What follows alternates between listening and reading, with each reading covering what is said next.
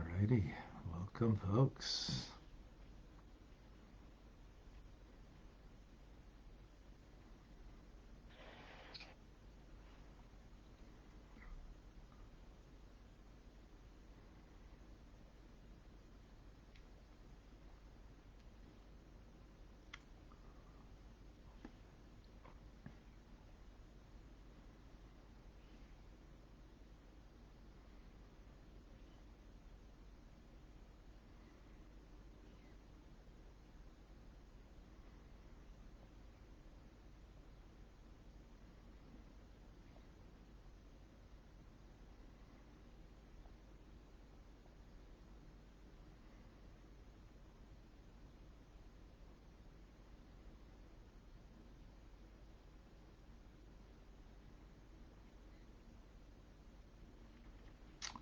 Alrighty.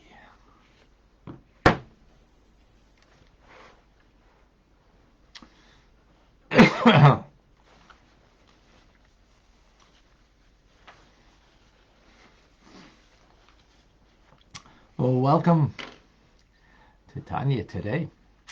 I'm Rabbi Ronnie Fine, coming to you from Chabad Zurich and Gedeshim in Montreal, Canada. It's a privilege and a pleasure to share with you the Tanya. We welcome Michael in Germany. Good afternoon. Shalom to John in North Carolina. Stan is with us. Not certain where, but welcome. Carlos is in Costa Rica. Shalom. Julia is in Pennsylvania. Boker Tov. Andrea in Phoenix. Welcome. Well, Susan is in Scranton, Pennsylvania. We have Jane in the Philippines with us. Davida. Davida and Liba in New York. Good morning. Diane is in Arizona. Good morning to you. Well, Dam is in 1 second, Dam. You have to remind me now. Oh my gosh. Indonesia. Deborah in Kitchener, Ontario. Art in Michigan. Joseph is in New Jersey. Good morning. Rusty in Texas. Welcome. Virginia in Calgary. Rena Boker Tov to you in Colorado. And Lynn in Long Island has joined us. Noach in Mexico. Daphne in South Carolina. Simcha in Florida. David is in San Diego. Elise in Georgia. And Stan, Fort Myers, Florida. Okay, perfect.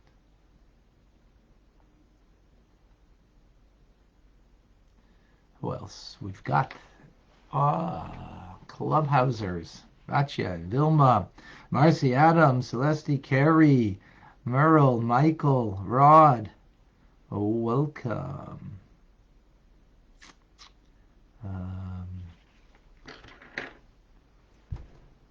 We have on Instagram, Rachel in South Carolina, Coy in Peru, Marlene in Florida. Some names I can't make out. Kayla. Michael. Yehuda in England. And to Telebenda in New York. Eliana, I think. Good morning. Okay, folks. We continue in the 29th letter. Yesterday we spoke about reincarnation and that souls need to come back as the makeup of the soul is 613 components which reflect the 613 commandments of the Torah, and each component of the soul needs its completion. If it doesn't have its completion, it needs to come back. That completion is in thought, speech, and action. And we explain further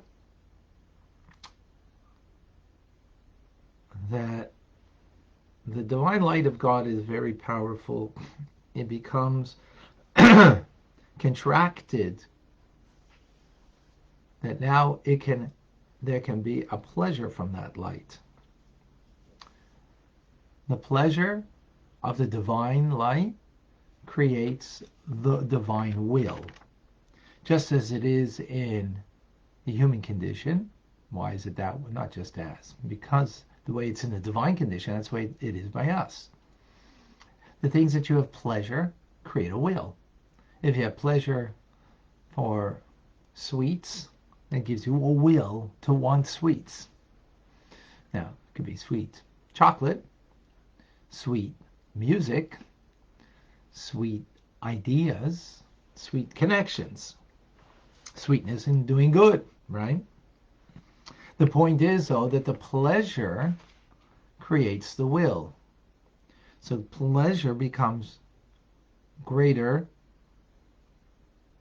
the internal force, while the will is the external expression of the will. What does that mean over here? That there's a divine light that is a pleasurable light of God. It then produces the divine will. And that divine will is 613 commandments. And therefore the fulfillment that the soul is compartmentalized, so to speak, into 613 components. So the soul then needs to fulfill those commandments in order to have its fulfillment. And if it doesn't, therefore that's why it needs to come back. That's the concept of reincarnation. Now we take this a step further to understand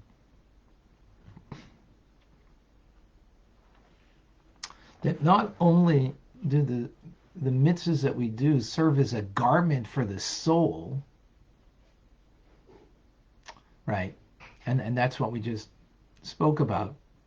That by doing the mitzvah, fulfilling the divine will, 613 components of it, which is, the 613 commandments, laws of the Torah, that when we fulfill it, we create a garment for the soul,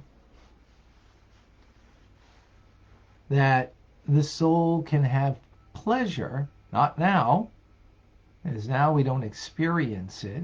The light is too great, but that light, array of it, of that pleasure, can be experienced in Gan Eden, in the Garden of Eden, after our soul leaves this world. But now we also go further. And the function of the mitzvah not only creates the garment for the soul, and just as garments protect the person, so likewise the garment protects the soul. The act of the mitzvah protects the soul, that gives it the capability of enjoying having pleasure. Right? That's clothes make the man, bring pleasure to the individual, keep you warm on a cold day, and beautifies the individual.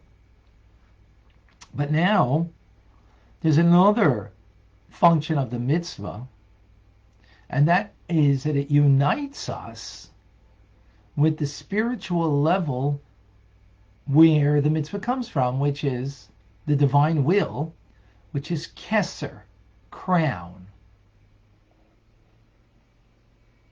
Let's explain. Now, the supernal will of God is referred to by the Kabbalists as Keser Elyon, the supernal crown, the supreme crown. And this supreme crown, in it there are 620 pillars of light. Now we spoke about 613. There are 613 biblical laws, but there are 7 rabbinic laws. So 7 and 613 is 620.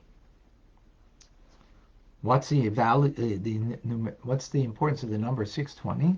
Because the word Keser, crown, which is, the crown on top of the person, refers to the 620 supreme crowns that hold the 620 pillars of light. 7 rabbinic laws, which include like lighting a menorah on Hanukkah, which is a rabbinic law, reading the Megillah on Purim. Those are rabbinic nature. So, what is a crown? What's the analogy? So the analogy over here. You have a pillar in a home that holds up the roof, and it's connected to the ground. So likewise, in creation, we have, metaphorically, a pillar of divine light that's holding up creation. The physical earth has pillars that go all the way beyond the level of divine wisdom, but are connected to the divine crown. Now, the word crown in Hebrew, keser, is also keseris, which means the crowning of the pillar. You put on top of the pillar, you put their nice capital that is on the capital of the pillar, and you make a nice design there, and it holds up the top. So, which is the crown. That is all a metaphor for the divine will. The divine will is 613 biblical, 7 rabbinic, 620 pillars of hollow light that connect the person to the divine will. How is it connecting us? Well, when we do the mitzvah, connected to the ground. Why is the mitzvah connected to the ground? Is because every mitzvah are really earthy engagement. In other words, the mitzvahs are done primarily with physical objects.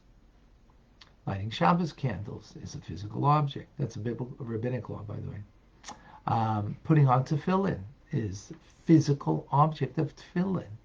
Eating matzah on Passover is a physical object, as opposed to connecting to the divine will only through the spirit. The divine will is like that hollow pillar of light that, as the metaphor would be, the pillar that holds up from the ground to the top of the ceiling, holding the building up. So holding up the building of our lives, the building of creation, and creation is to connect earthy mitzvahs, physical actions of mitzvahs, and even those mitzvahs like now, words of Torah that are spoken, or words of prayer need to be verbalized. If the words of prayer are not verbalized, if you don't move your lips in verbalization, you don't fulfill the mitzvah. And even things that have to do with the heart, like the love and awe of God, are also considered as physical acts, because they're given to a physical person in this world, that you could choose your heart to turn your heart away from God. Right? So it's not a soul without a body. No. It's even the bodily needs of the person should also be ultimately connecting with the love of God. So what do we have over here? That all the commandments, metaphorically, are like these pillars that stand and connect from the lowest place, meaning earthy, material, physical actions of mitzvahs, that now that pillar of light is connecting to the divine will of God, which is the crown, which is greater than even divine wisdom. And the individual who does the mitzvah is now encompassed by one of these 620 pillars of light. which therefore, indeed, what does it do? It connects us, our soul, with the divine will of God. Then we become one with the divine will. And by means of this,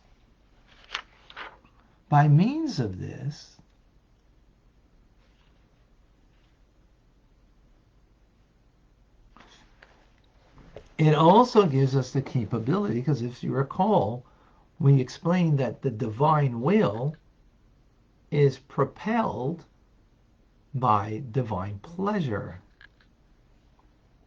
right? Just like not just like, in the human condition, it's that way, right? The pleasure that you have in something gives you a will, a desire for that thing that you have pleasure in. So now by doing the mitzvah, one of 620, or each time we do any one of them, right? We are like standing in the hollow of this divine light, that we are connecting the physical world, because the mitzvah was done with the physicality of this world, right? And that's what a pillar stands on the ground, right? In the lowest part, and it's connecting to the highest part. So we who stand in the midst of that pillar of light, we are then connected to the divine will, meaning we become one with the divine. And thereafter, when our soul leaves the body and we go into Gan Eden, the pleasure of what that light came from, that pillar of light, right? Which, remember, that pillar of light is the divine will. So the pleasure that propels or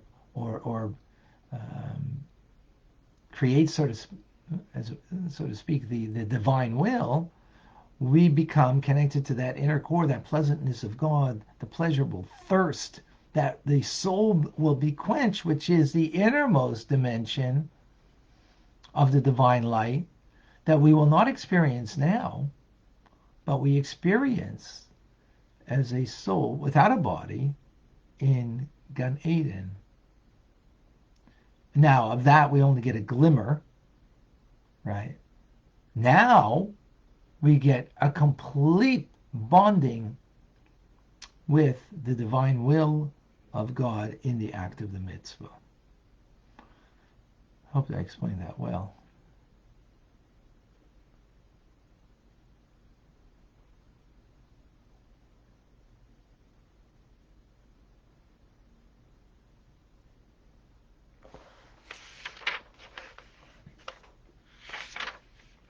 So, what comes out of all of this? People look at mitzvahs as just nice ritual acts, or ritual acts that you don't appreciate, you don't understand necessarily. Putting on tefillin, the phylacteries, leather boxes and straps, and it is a means, that physical act that allows us to be bound up in the divine light, that we are embraced by that divine light. So we're embraced by that divine light. We're connected to the Kesser, to the crown, the top of the pillar, meaning the divine will of God. And that divine light also then serves as a garment, that thereafter, meaning it's an eternal act that we do, that is not just in the moment. In the moment, we're connected to the divine will of God. We're one with the divine will. He doesn't say this over here, but in other places it then serves as actually a protectorate for a person in this world. As the Rabbi explains, it's like wearing a helmet in battle. When you wear a helmet in battle, it's not a guarantee it's going to save your life, but it could. It's possible. It's a protectorate. So here, the hollow of that light that we are embraced by becomes a protectorate. He's not saying that over here in other places, that's an idea of the mitzvah. But here, it's that we're connected to the divine will, and also serves as a garment, just like, the divine light that encompasses you, just like clothing encompasses you, right, over you, on you. So this light is over you, on you. It creates this garment of protection for the soul later, that when it is in Gan Eden, the Garden of Eden, it can have pleasure of the divine. Only a glimmer, not the essence, but a glimmer. That's today's teachings. Pretty heavy duty stuff. Anybody have any questions, any comments, any thoughts, any issues here? Speak up, folks, please.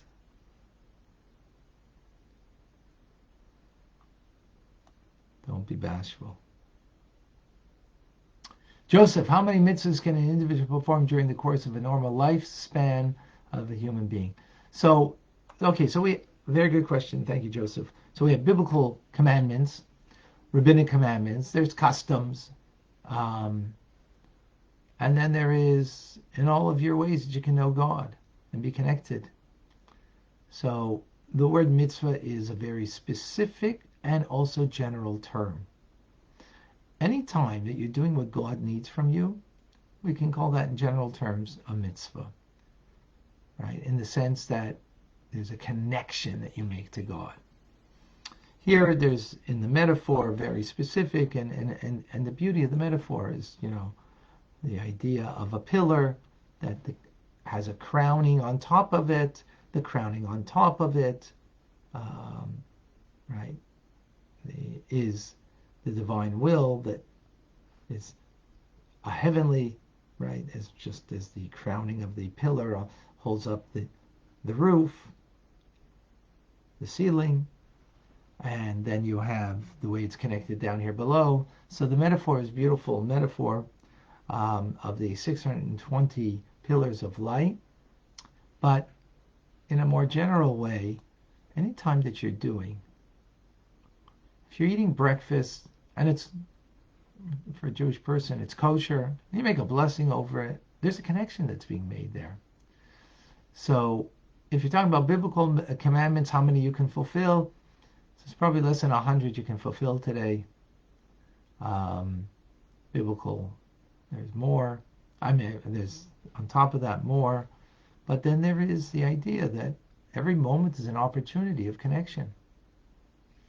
Right? It's not a biblical command. It's not a rabbinic, but it is a connection. Because the word mitzvah, in its deepest meaning, is not a command of God. It is a connection of God. And that connection is not limited. Right? Not limited to just biblical or rabbinic. Davida, is there a difference between doing a mitzvah of a chok and a regular mitzvah? Not necessarily. Oh, the will of God. In the way we're talking about over here.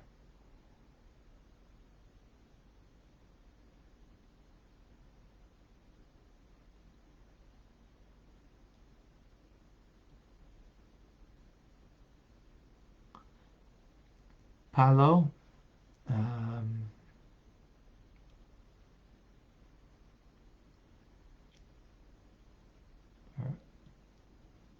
didn't see your question here, but you said it was kind of answered.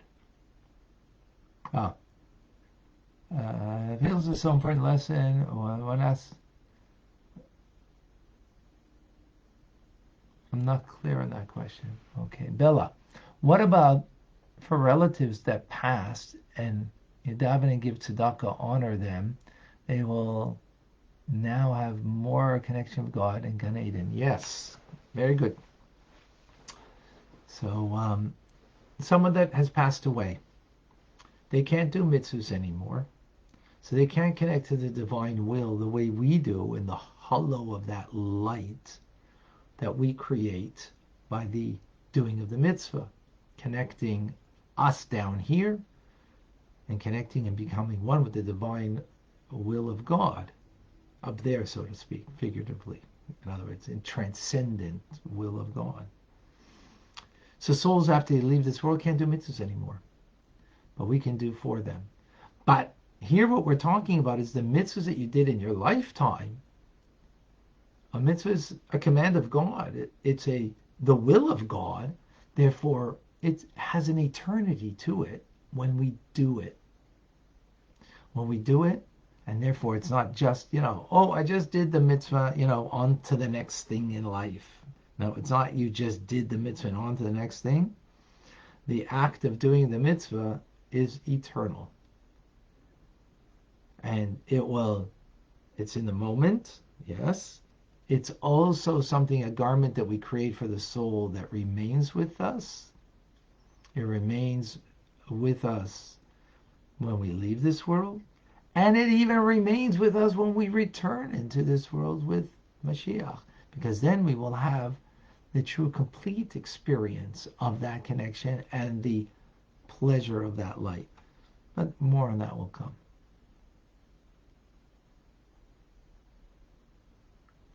Excellent questions. Thank you, Bella. That was on Instagram. Susan, how many times a day are we supposed to say the Shema? Once in the morning, once in the evening, and before sleeping. What does frum mean in terms of mitzvah? Frum just means religious. In terms of mitzvah, just you're, I guess, religiously doing mitzvahs. I guess that's what it would mean. Okay, thank you, Laurie.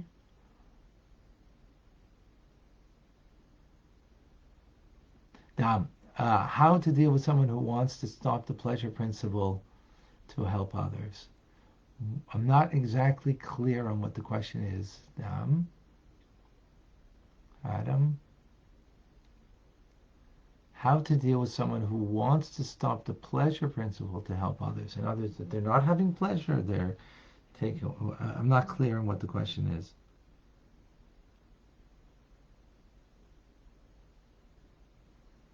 Could clarify the question.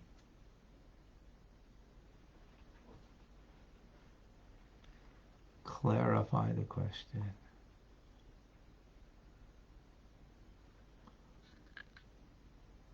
Okay. I'm going to do Rambam now. I had a wonderful TRC last night.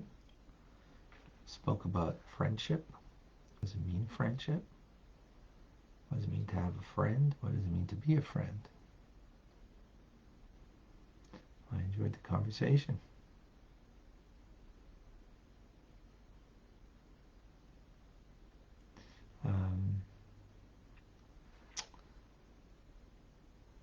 Okay. Beautiful. I'm Rabbi Ronnie Fine, coming to you from Chabad Zich in Kadesh, Montreal, Canada. It's a privilege and a pleasure to share with you the Tanya. Have a wonderful, amazing day. Good Thank you for joining.